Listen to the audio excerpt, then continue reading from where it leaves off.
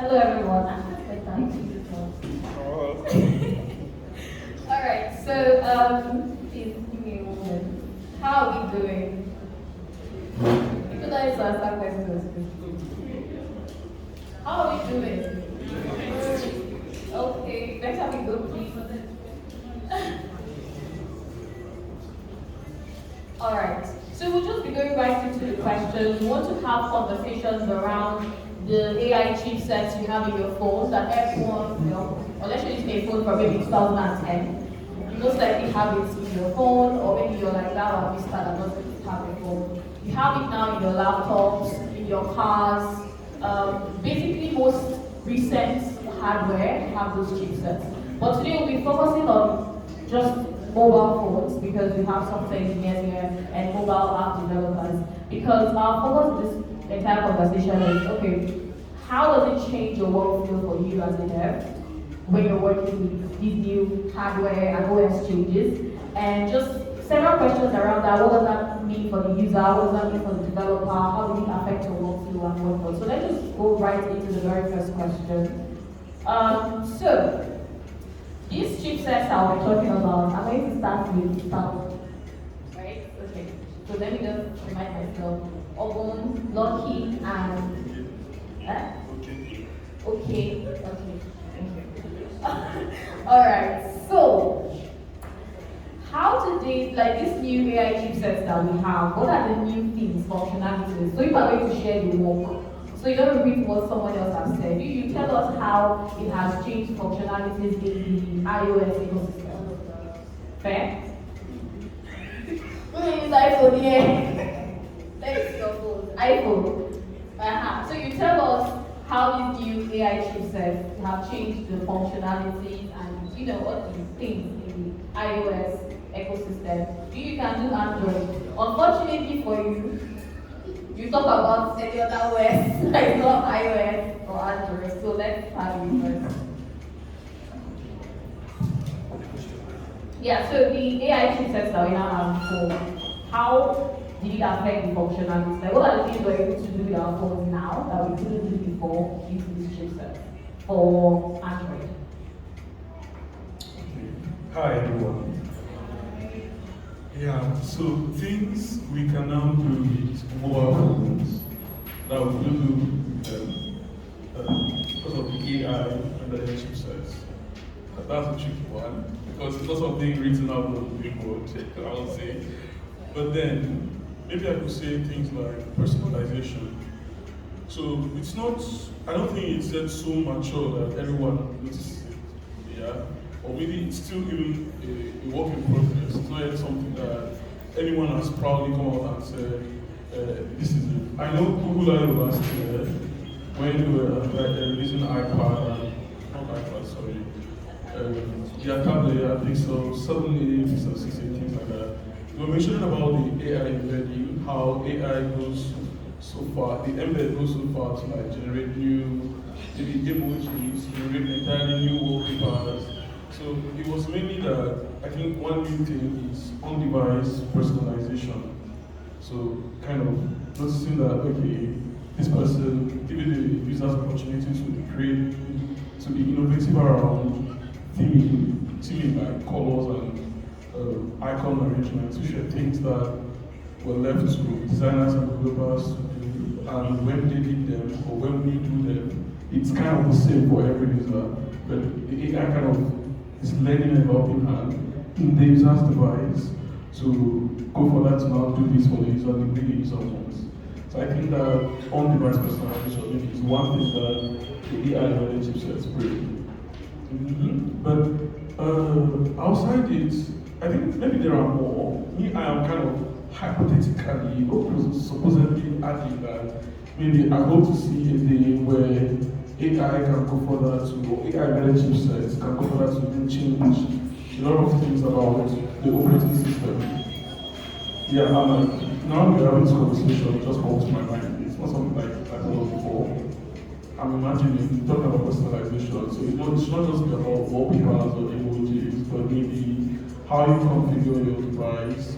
When you notice that you like using some things more than the others, Yeah, already such things happen. You guys to see that like favorite applications, they want to use requests, but I don't know, and that was just based on time. What if it's more strategic? What if there are more factors that the AI is kind of using to configure your icons and all that? So.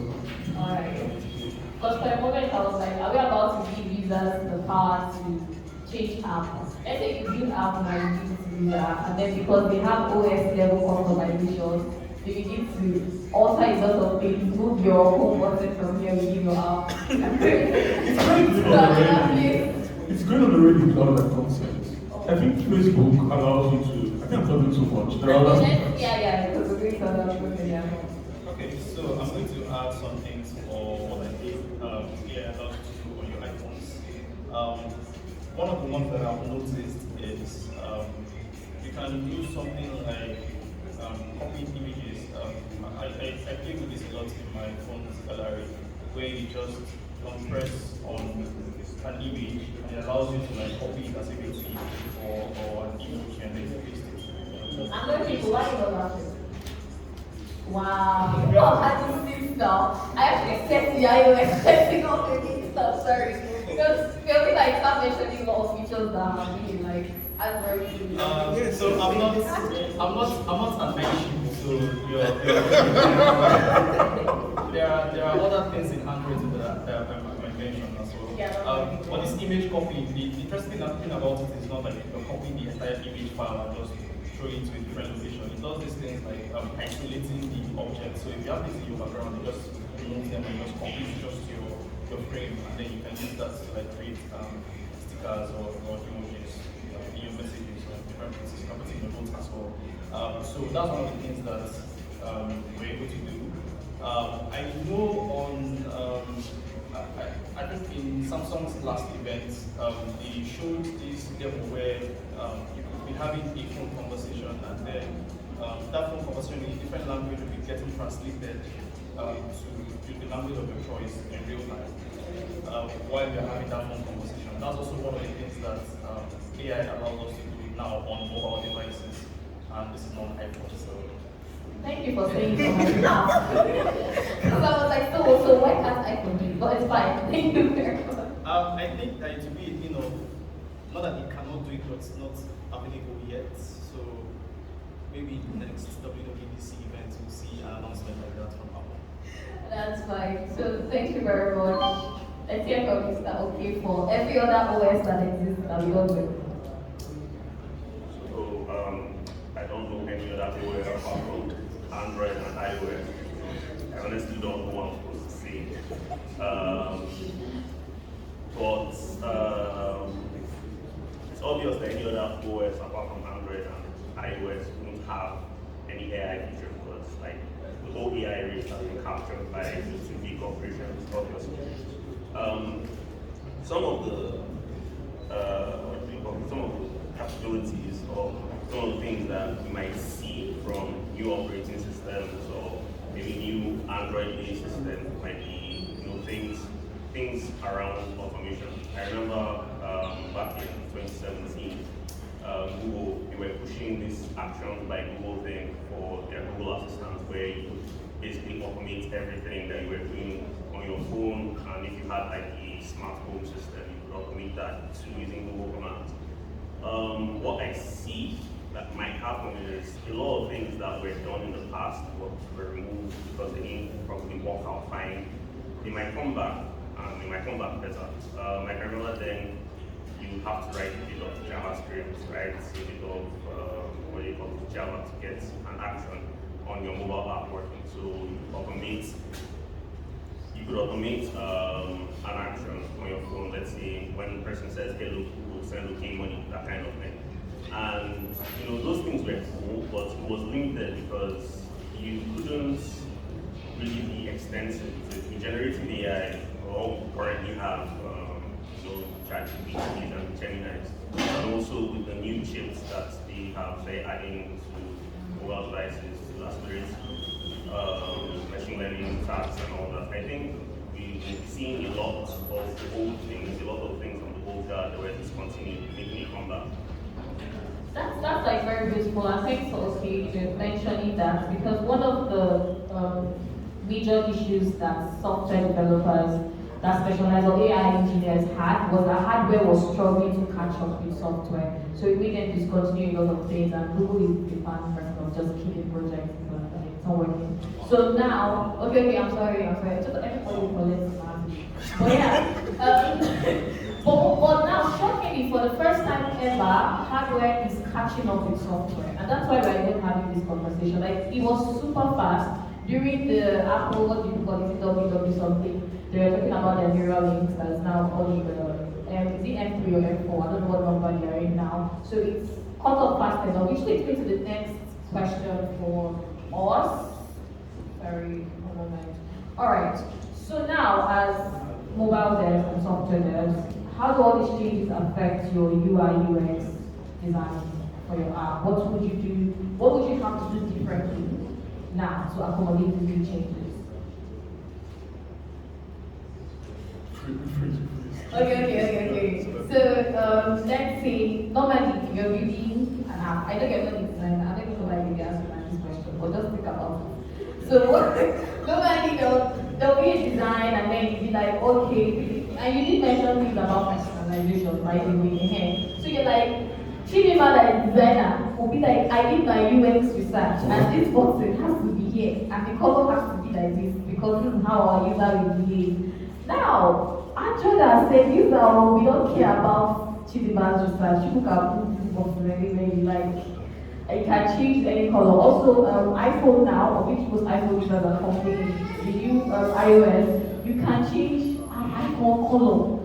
And your icon is looking terrible for people's phones. You get, so all of those things, how do you have to now rethink how you approach user design, user experience in your app development, now that users just have too much personalization and control because of this AI? It's controversial. Because I don't think users have a lot of control yet. Yeah, the controls we're like proposing are still 1%. I dare to say. I still have to unlock my phone. I still have to put in the pin I'm putting. If I don't put that pin I'm going to put in, it won't unlock it. The numbers that Google shows is still 1, 2, 3, 4. Google will not give me Arabic numbers to unlock. Like, the customization is still located towards what we are doing. So the question, how do we approach the change? First of all, the change is not really a big thing. Yeah, it's still incrementally small. So it has not reached that level that we start getting like, what should we do? If Chidima is saying that the button should be here, Android will not enter the app and change. But instead, if we are to like say, oh, we want the app to sell more, we want like in line with what the market has on the app are doing, that they are saying that the app can allow you to put the button in life already, right? So we want to give it to the users. So very big deal. Me now will just be aware that okay, if Chidima in the design spec said allow the user to change the button where he wants to be, why couldn't he just do that? Just like let the user have some of that power? Because even still the user doesn't have a lot of power. The user has a good amount of power, but no. Because I'm just realizing that the API calls that are going on, everything going on, is the one way you can start to happen. It's not only that. So like it's press point for you. Yeah. Alright, that's why I'm asking a good question. Can I answer that? Okay, sure. So I don't think that it will drastically change the way our applications are designed from a UI point of view, because most of the things that AI on device helps us do are things that people already building in their product but on servers somewhere else in the world. So those interactions are not really changing. It's just becoming a lot more easier to access those features. So one thing that could change is maybe there might be, when you talk about customization, there might be things around accessibility.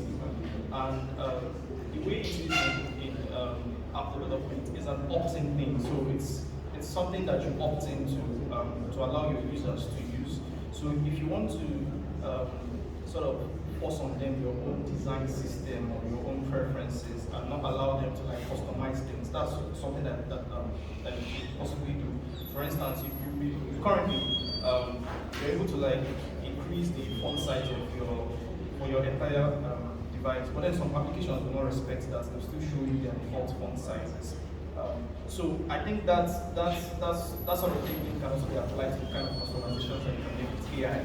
So it will be an opt-in thing, and then businesses can decide whether opting into this is something that improves their offering to their customers and such.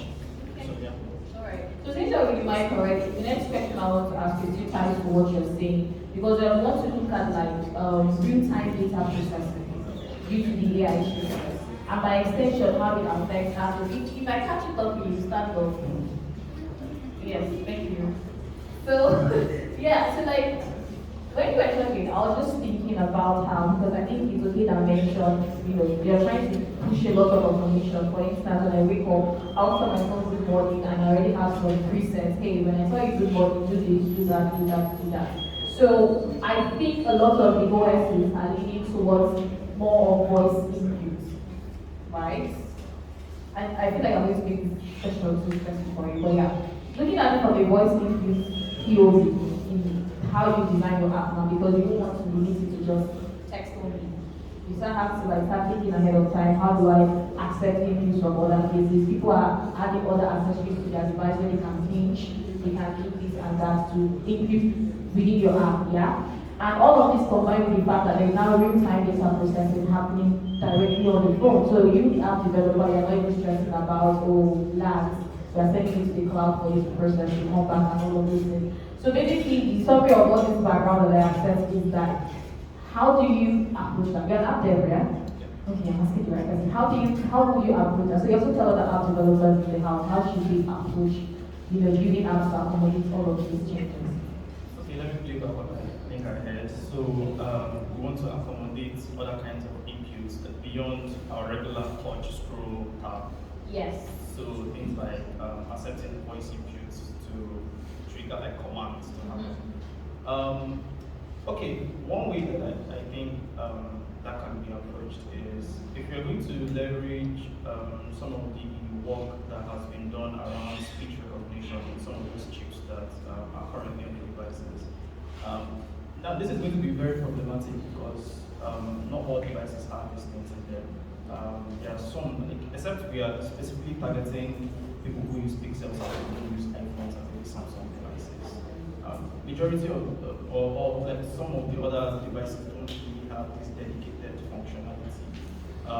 So there's still a need to consider whether to actually use the on-device capabilities or to sort of like balance of trade-off of sending something to the cloud or using it where it's available.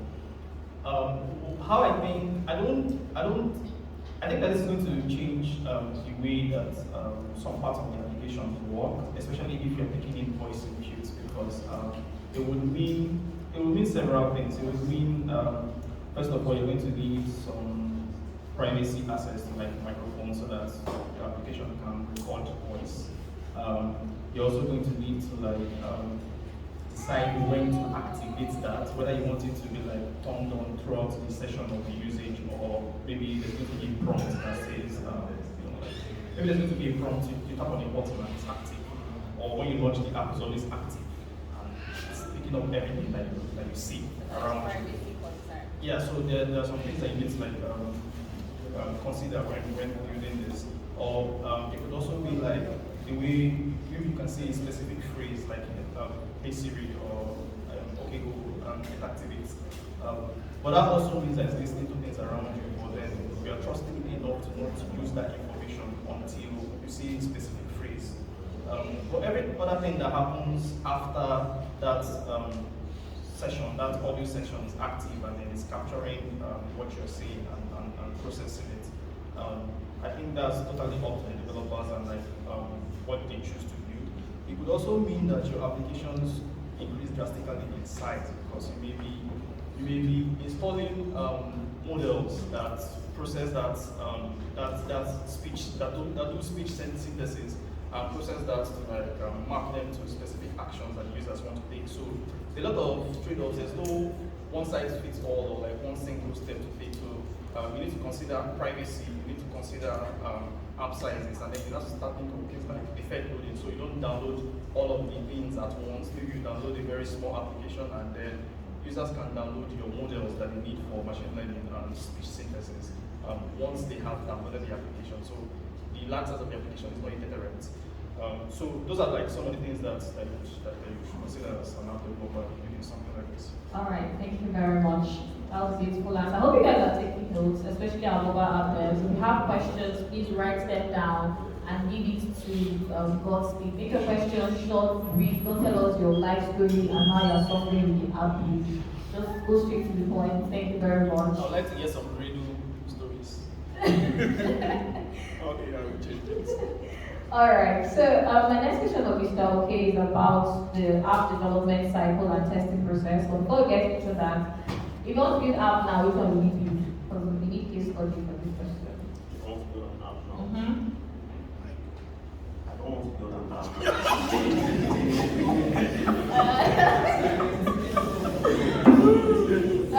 Which app are you thinking of any confidential? Just if you were still in love with mobile development, which app would you use? Just press that obvious. Yeah. So okay, let's use a fintech application. Defense. A fintech application. If you like fintech, I would have bet my money in that is fintech, like say, okay, so that's fine. Actually, that's a good example too, because like I think a lot of persons work in like fintech and your responses will be really helpful. So now, please tell us, again, considering the AI embedded chipset, remember our focus is the fact that this hardware is now available to take advantage of, and we're using a fintech app as a case study. What are the implications now?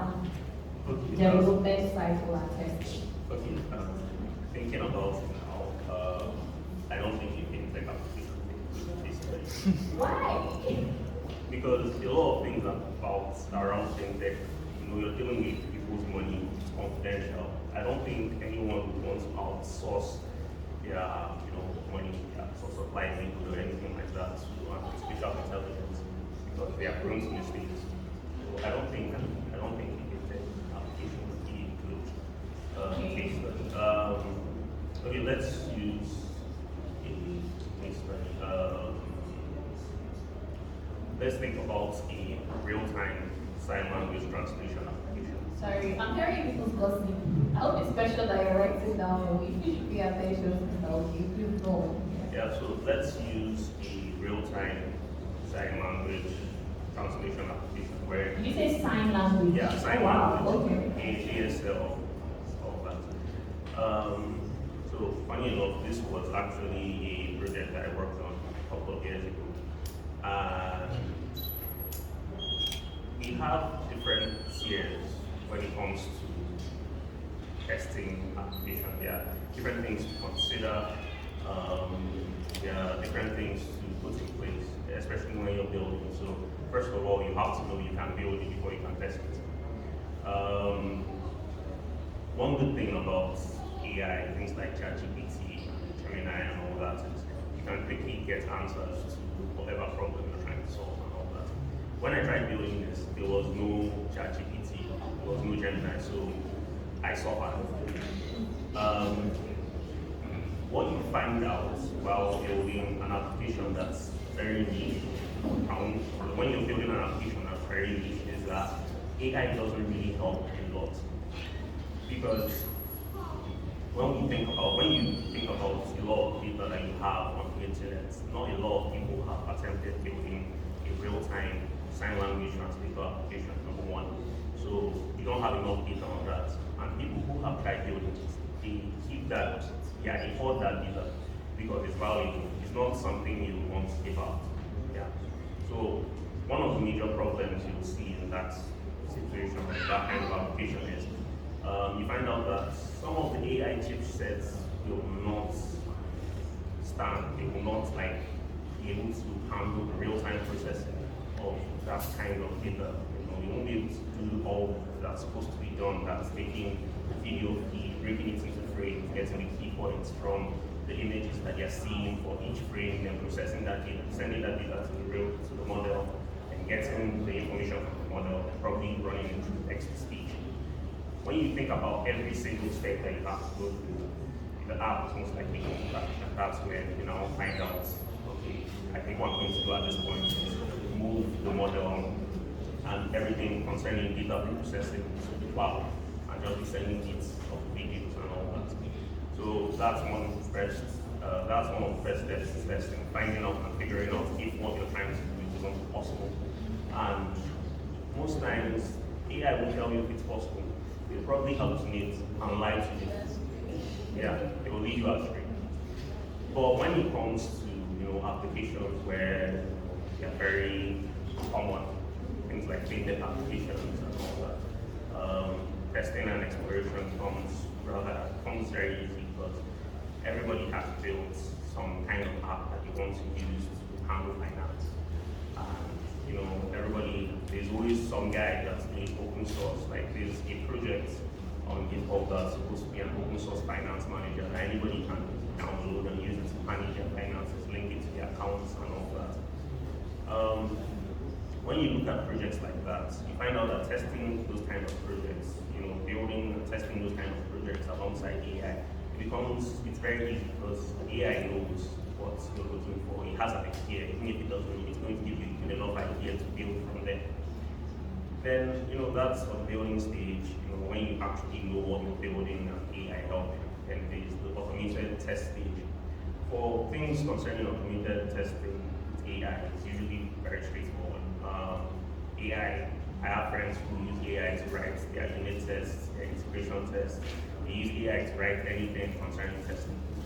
But the problem with using AI to write things concerning testing, as in looking at your code and writing tests for it, AI doesn't necessarily think like us. So AI doesn't necessarily think like us. So you might think he has gotten all necessary edge cases for your application, but the only person who knows the edge case for your application is the person who understands and knows the business logic, who has the context to what the business is trying to do. And AI can help you move fast, but when it comes to building mobile applications and testing them, it won't necessarily help you build well. That's my opinion. Thank you very much. That outsources your thinking to the AI. Yeah, please go on. I want to add to the example is American essentially, like real-time sign language translator. Like that's a really nice example. And because of the word language, I'm a language freak. I love anytime we talk about language, you get my interest. It's on the record. For the number 4. Oh, wow. Yeah. We should clap for him. I mean, that is very good. No, come on. Human and why do they speak programming language? So why what caught my attention was Duolingo. Okay. I use Duolingo a lot. I have like 3 years straight on it now. Wow. So Duolingo recently, language is speaking, listening, writing, reading. So with devices, it's easy to do the reading part, the writing part. So the listening part has been inculcated. They play audio to try to put exercise around them. But the speaking part is difficult. So Duolingo came up with the solution of speaking. They give you text, you speak to you, like you repeat the text, you can speak it, and then they use their whatever and mark it for you. So but recently, they added a new feature, audio calls. So yes, it's not open to everybody. I think it's not open to all languages. I think it's available on Spanish. I don't think it's kind of French. And maybe based on very advanced users, if you're on the higher levels of learning, you maybe reach like say P1, P2. Yes, that's far. Because what kind of conversation do you want to have with P1? Like, You believe in us. yeah, so now I'm going to take that audio coding perspective. First of all, it's not easy to build that feature. Kudos to the Duolingo guys. Because you have to speak to it. I've not tested the feature, but I saw it on one YouTuber was like talking about it, so it kind of gave me inspiration. You have to it will speak to you, and then you should answer in that foreign language. And mind you, you are a beginner. And then the Duolingo bot should kind of like translate it in real time. Is this a human on the call with you? No, they are bots. There are bots doing this, and this is actually AI. Because I mean, it's one thing that it should take in your audio, translate. Another thing that it should like give you a good response based on what you just said and at that beginner level you are, and give it back to you in the way you should understand and rate. And the latency, like the speed. So, first of all, this is expensive because I can imagine the computing power that is going on that side. So, going back to what he's saying, devices, the AI embedded chipsets or the AI models in devices, I don't think they are language or context aware in this. They're already for that kind of power. So when we begin to think about the development cycle for such an application or for such feature, it's still a good amount of things still in the server. But like you said, testing it in terms of testing testing the feature, no longer like writing tests as per code. Like, I want to test this kind of feature. It's very tough because how do you mock a user bringing audio in your test? How do you mock? How do you kind of like mock the model like in your test? So I'm kind of imagining it's going to be a very tough thing, and that's why it's rather a gradual process. Maybe in 5 or 10 years time, if we are still in this conversation, we'll have more concrete things we can hold on to. And like you said, I don't think Duolingo is open source.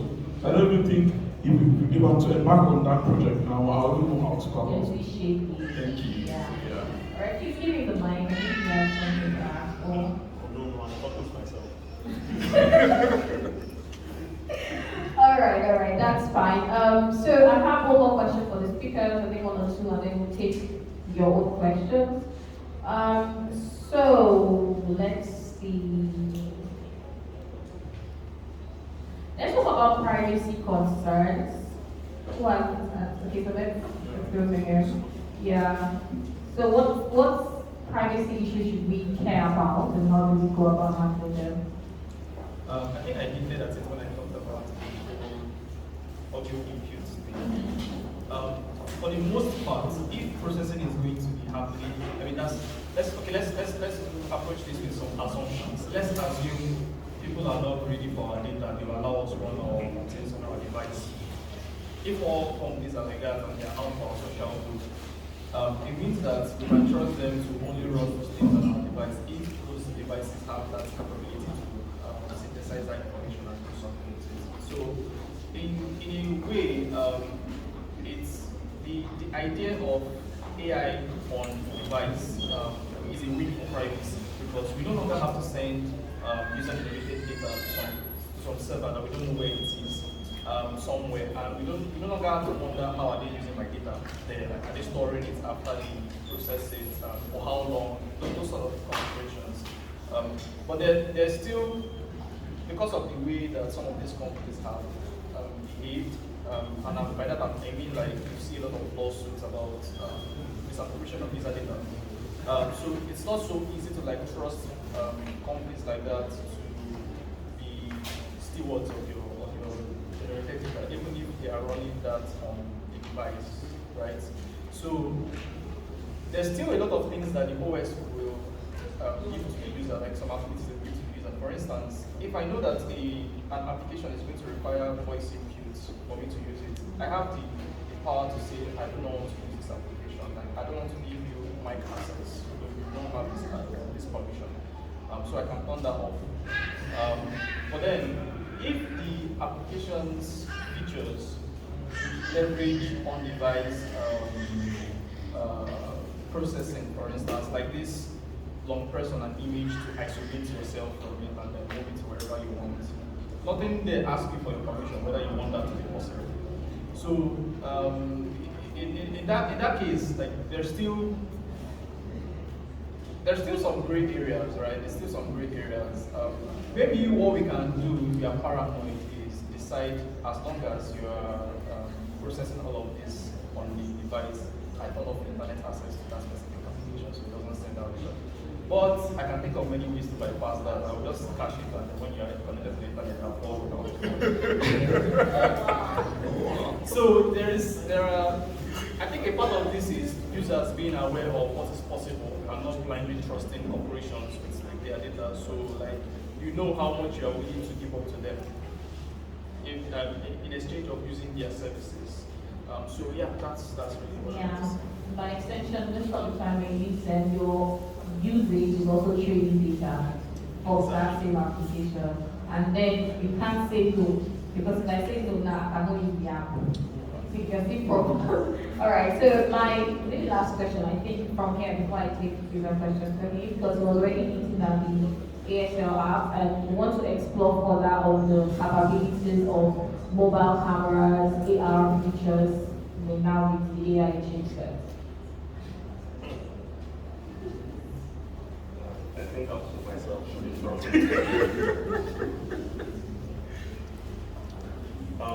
so can you do what? I think I'll waiting to exchange our minds. But yeah, so again, let's see use the ASL app as case study, because if we need to. Yeah, that's what I want to say. So now with the AI chipsets that we have, there are super features that are promised. What can we now do with the cameras on the phone that we couldn't do before? Again, from a mobile app dev's perspective, what can you now do with the camera? Also have mine.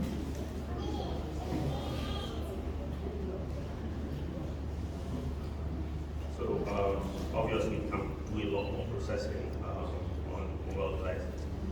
So a lot of the things or a lot of the issues that we had pre-machine learning enabled chips on mobile devices and all that, a lot of issues that we had then are no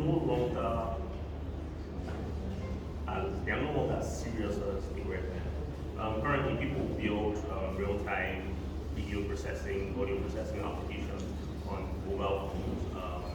Any device that was made between 2022 till now can probably handle most of those things. I saw a project once on GitHub where the person was able to do, you know how we have goal line technology in football and different sports where you can, in cricket, you can tell when someone has a strike or not using all that technology. I saw a project where someone was building that kind of thing on a mobile device, so he could use it for his own local sports club and all that. So a lot of the things that we couldn't do prior to the chips we can do now. It's just the intensity, at what level do you want to do it? Like if it's a video camera application where you're trying to detect something, how many things are you trying to detect at the same time? How many things are you trying to process at the same time? What model are you using at the same time? That's another question. Because something we also have to consider is, in this AI craze, everybody keeps shouting LLMs, generative AI, and all that, but you need to remember that some models perform better than other models depending on the use case. So, depending on the use case, so anything concerning natural language processing, generative AI, things like ChatGPT, Gemini, I'll most likely always go for LLM. But when it comes to image processing and probably video processing, I'll most likely always go for a CNN, a recurrent neural network, an LSTM, some other model that fits that use case better. And the reason for this is, the reason why the use case is important is that you're supposed to know beforehand how your data is going to look. So if you are looking at building, let's say an image classifier, you're going to use a convoluted neural network. And the reason for that is because of the way image data is stored and processed. It's easier, it will be far more easier for you to use a CNN to process image data than probably just dumping on generative AI, where most people don't even know how it works. To be honest, I don't even know how it works. I don't like TLS. But yeah, that's about it for me. I think what we are capable of doing on mobile devices in real time, it has greatly improved since these chips started coming into mobile devices. All right, thank you very much. This one should be clapping. You cannot speak on the All right, so I said I was going to go to this shortly, but as we were talking, something. 10 seconds, 10 seconds. Okay. Okay, I wanted to quickly add something to that. Camera features on mobile devices have now improved with new chips coming on board. Things like HDR pictures. If you are a very good fan of quality pictures, you're probably gravitating to phones like Pixels and iPhones, and that's because of the way that they're able to take multiple pictures behind the scenes and combine them for a more richer visual. This is different from like expecting to use that sort of thing within your application, or something that is available to you as a user of the device. So that's one of the things that those chips also do to us. True. So if you're working on any app that requires camera, AR, now you have a lot of hardware available to you to do that. Yes. Android cameras are shit. Wow. Where is the logo green? And what we need to understand is when you're building a mobile application and you want to integrate camera, the feed that you have, the images that you get from your native Android camera, and the images that you get from the camera, whatever camera library you decide to use in application, camera X, whatnot, the feed that you get from those two things, they are just different quality. And the reason for that is because it's one of the problems Snapchat has with Android. The reason for that is when you're using like library in your mobile application and you're trying to do a recording and whatnot, the image that you're seeing there is not the direct feed from your camera. It's more like a recording. And when you actually do take a picture with that, it does a screenshot. It doesn't actually take a picture. Unlike iOS, where you're actually handling the video feed or the camera feed.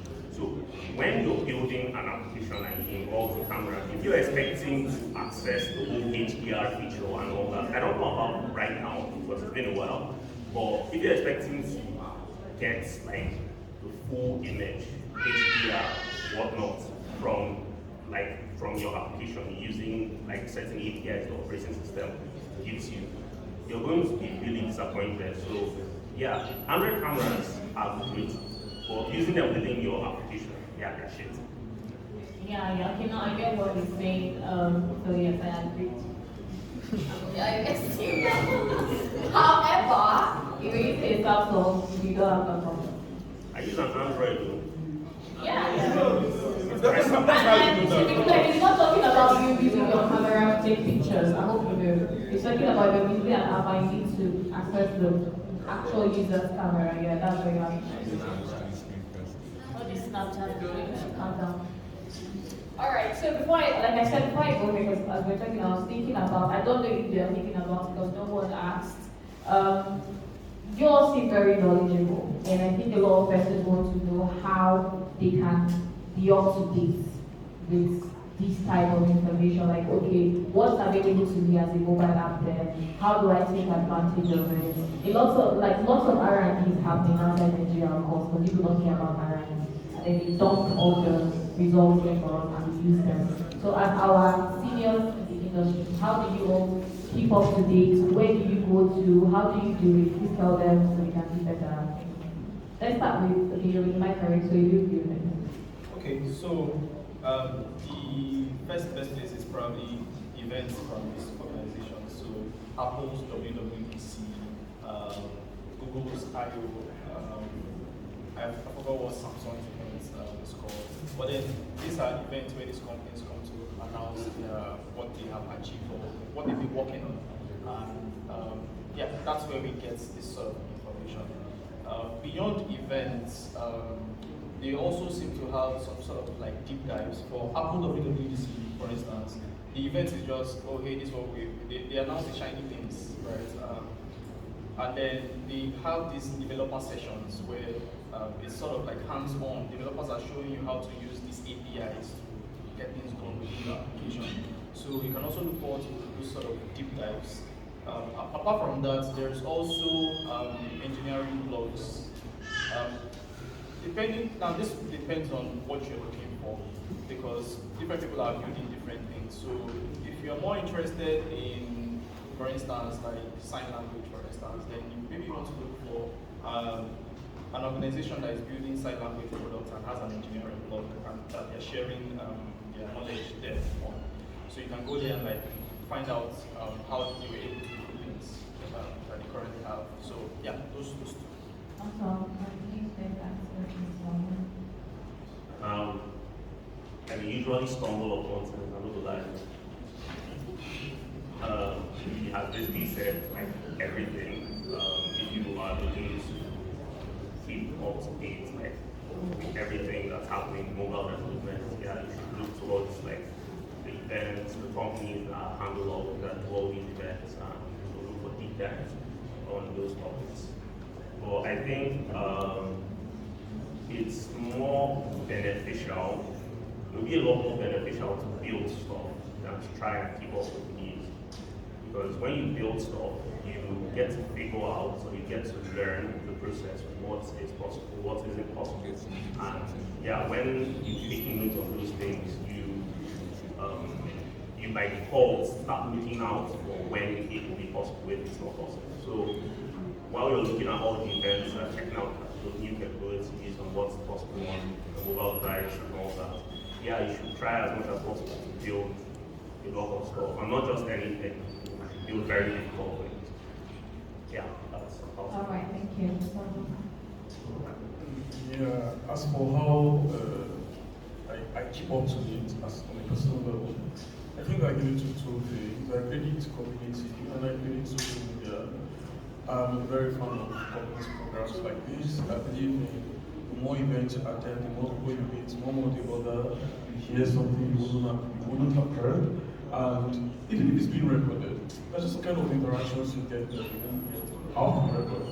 In fact, I'll confess, it's paining me that on the chance Google have extended this also today. Because if they were not clashing, I would also make sure I attended it. Because not even as a speaker, but I'm sure I'll learn something from them. So yeah, on the social media level, I'm very conscious about my feed, who I follow, what I want to see. I know the people who, like, as a principal, I already know what you talk about, what you're saying. So I just follow you, either I know you all the things you're saying and the things I'm interested in. No how, I'll definitely, things will come to me, I won't even look for them. I will be surprised to hear stuff. And it's not just about mobile development, but any other domain, because I'm also interested in blockchain, crypto stuff, and updates coming and all that. Alright, beautiful. Alright, so I'm just going to take 3 questions from here because of time. So how we're going to do is I'll read out the questions, because I don't know who wants to do this from the audience. Then if it's something you want to answer, just feel free to raise up your hand. Not you people. Then, alright. So this person is asking, how far will voice synthesis go for the African and Nigerian accents within the mobile AI, especially in emerging markets where devices are low power? Who asked this question? Let's stand up.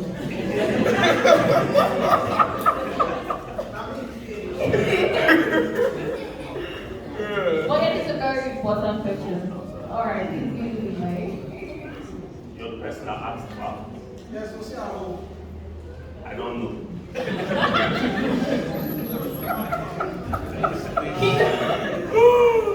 Yeah. Someone wants to answer for No, no worries, let me answer.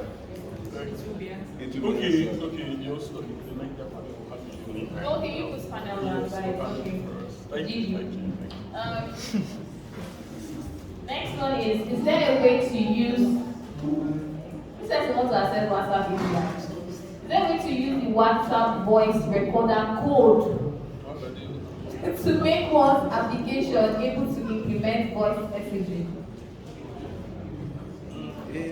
I think what you're asking is you want to be able to record voices and send voice messages. Why WhatsApp code specifically? WhatsApp Or is that like very well. a reference? like something like WhatsApp? How should we manage this? See now, if you don't even know how to do this, I guess we just assume you want WhatsApp Because you level, want to voice know the recording. question. I'm trying to get more context on the Who asked the question so I question? can answer it.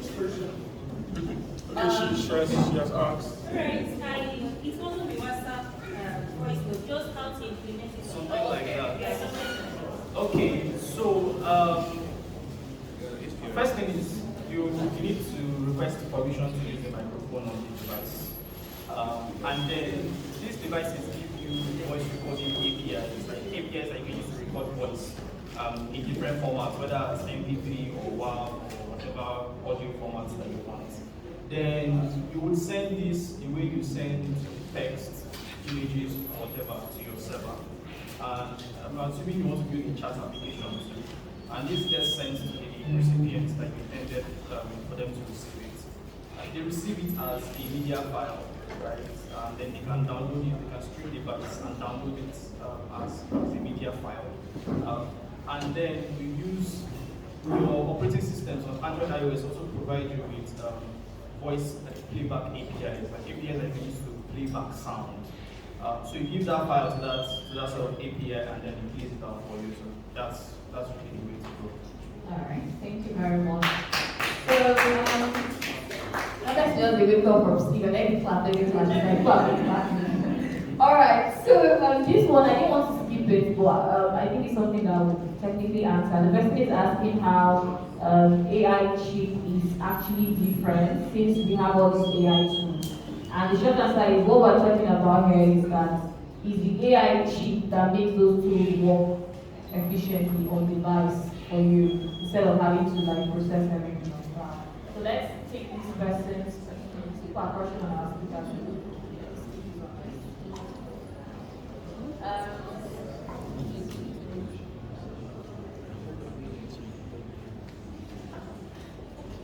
How secure are data learned by AI models? Data learned by AI models. The data that AI model is learning from, how secure it is. Yeah. Data security. Maybe I think you're talking about in the device. Like if the device is better. Was that your question? No, just Trying to help. That was yours. That was okay. Developing better. Yeah. You know, all these large language models, they learn data. Right? Yes. And these data are being stored somewhere. So how secure that It's the storage yes, the storage of the data. yes, Okay. the data. Because someone can easily go there. The security of the storage is dependent on the person storing it. Exactly. You can ask Google AI. Google will tell you that in Google Cloud everything is encrypted at rest, from transit to rest. So they'll tell you that as it's coming in, it's already initialized. So before you can get it, you need the key to unlock. So that one you can vouch for it. Well, technically you're inside because it's been said, you're not even there to verify that information.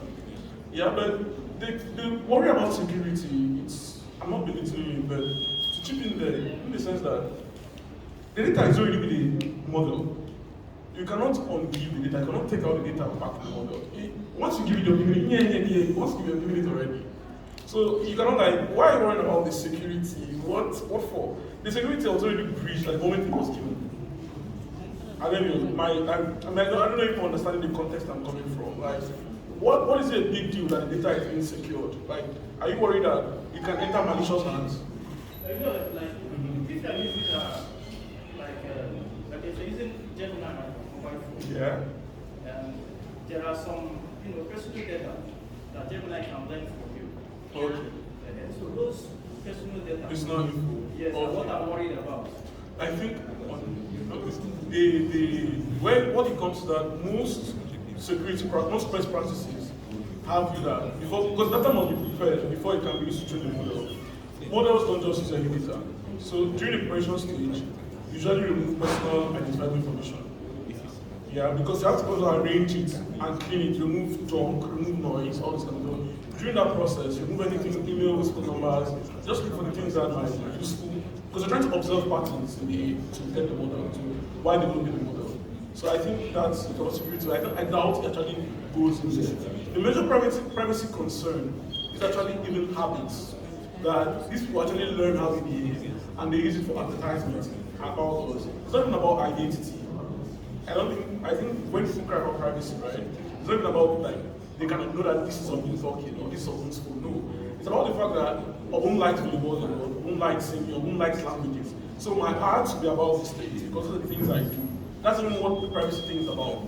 And that's why they use our data, so that they can know how to use it again to use it best for advertisers and hence make money through adverts. Something like that. Oh, okay, yeah.